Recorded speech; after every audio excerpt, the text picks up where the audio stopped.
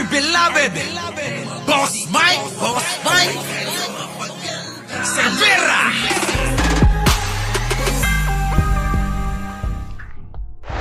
Binoljak ng mga taga-suporta ni Senator Tito Soto pati na ng loyal viewers ng Eat Bulaga si Anjo Iliana dahil sa mga pagbabanta nito.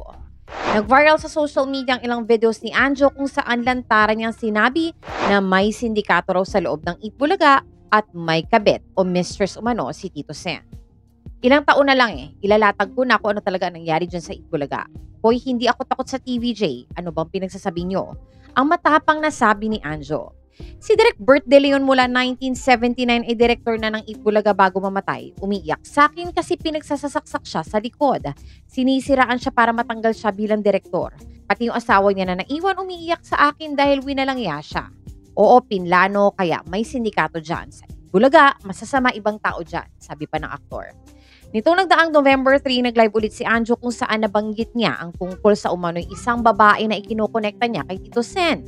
Sa isang panayam, sinabi ni Tito Sen na ayaw niyang patulan si Anjo dahil nagpapapansin lang daw ito kasabay ng pakiusap sa media na huwag nang palakihin ang issue. Hindi ko napapatulan, huwag na ninyong pansinin at nagpapapansin yan.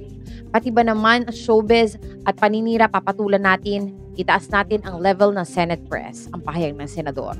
Sa comment section ng artikulo tungkol sa mga revelasyon ni Anjo na mababasa sa Facebook, ay ipinagtanggol ng netizens si Tito Sen at ang Eat Bulaga.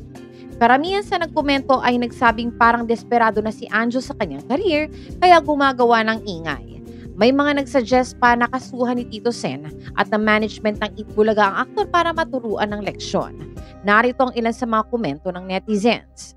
Hindi ka naman talaga dapat matakot kahit kanino pero dapat marunong ka rin tumingin kung saan ka nanggaling. Very personal ang galit mo at bakit? Bitter, hindi na kasi binabalik ng Eat Bulaga. Sakali man masabi mo yan, Anjo, makakatulong ba yan sa paghuli ng mga sangkot sa flood control? Ang personal na buhay ng tao, nino man ay wala tayo pakialam. Ang aso pag nauulol, kahit amo at kaibigan ay kinakagat. He's aiming to run as a senator on the 2028 and he proclaimed himself as a certified DDS. Walang masama ba to run as a senator? Teka muna. Another liability ng gobyerno. Paninira ang ginagawa niya to attract attention kasi nga laos na.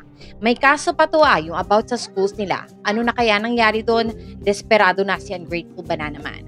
Desperado ka talaga, lahat gagawin mo para mapansin ka. Kahit anong sabihin mo, lahat tayo may kanya-kanya nakaraan. Kaya ano pa man ang sabihin mo, si Tito ay si Tito pa rin ang mas may nagawa kaysa sa'yo. Kasuhan na yan para maturuan ng leksyon, hindi makatarungan ang nilalive niya. Tito Sen, sampahan na yan ng cyber libel.